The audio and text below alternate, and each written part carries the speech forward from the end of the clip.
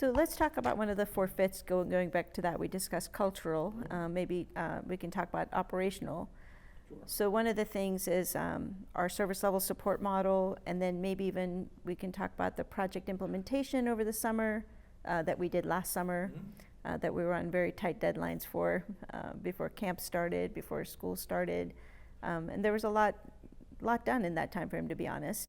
Quite often you ask a CIO what keeps you up at night, and honestly, whether or not we have a dead spot in a building is not something that I have to worry about anymore, because Apogee's ability at the operational level to check SLAs, to make sure that we're working as we should in servicing the user population, whether it be Wi-Fi or wired, as we should.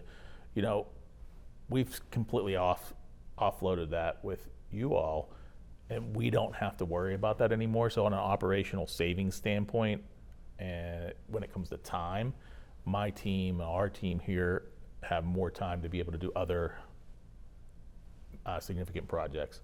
The financial fit. I know that this is outsourcing, converting from a CapEx model to an OPEX model, and I know you have a fairly new CFO who was instrumental in part of this project.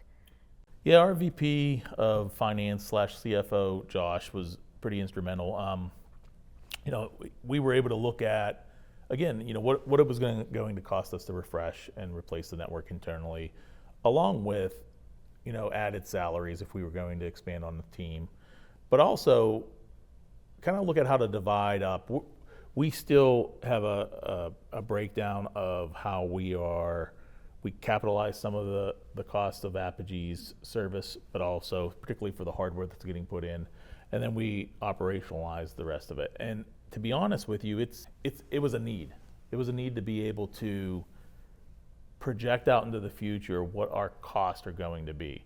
The last thing we want to do is continue to grow with technical debt and have essentially our technology become obsolete, but not have a plan or even a knowledge of what it's going to cost to replace it in the future. Our relationship with Apogee on the financial side allows us to have a predictable model. And as we said, for the next 10 years, have a predictable model. You know, that's instrumental for the college in knowing what we need to do to help service the students at an operational level. And, you know, we're a nonprofit school, so, you know, we try to make sure that we're investing back in the students. On the financial side, our relationship with Apogee is us investing back in the students and the academic environment here. So one of the last fits that we've talked about as our partnership is the technical fit. I know that you were looking to refresh the admin network. We've also recently refreshed the ResNet network. So would you like to comment on, you know, how important is that to students to have, you know, as they bring in their latest, greatest, and number of devices that students are bringing, and how important is Wi-Fi for your students on campus? Well, Apogee's always provided us with a great service on the ResNet side.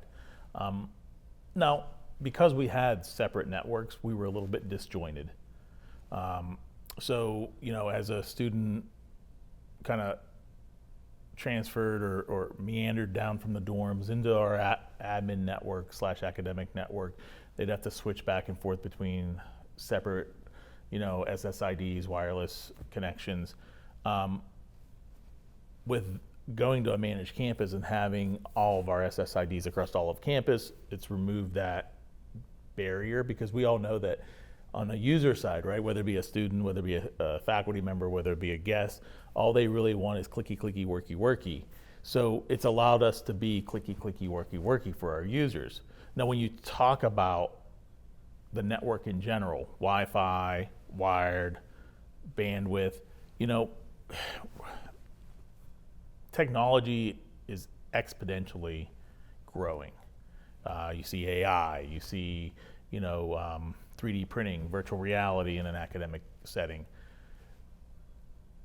Our ability to provide the students, whether it be Wi-Fi in the dorms, for them to feel as if they're at home and they can do what they do at home, or just in general Wi-Fi and network access across the campus, it's our number one, in my eyes, our number one asset besides people to helping the students transform, because it gives them access to what they need access to at their fingertips.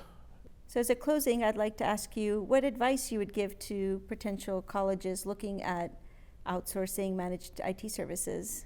Well, you know, it's funny, you and I talk on a pretty consistent basis when it comes to this is an initiative, you know, even prior to signing with Apogee for the managed campus. And I really do not look at this as a outsourcing. Outsourcing means you replace jobs, it typically has bad service, so on and so forth. I really look at this as an extension of our St. Vincent community. We've talked throughout this sit-down conversation about how St. Vincent has an emphasis on hospitality and community.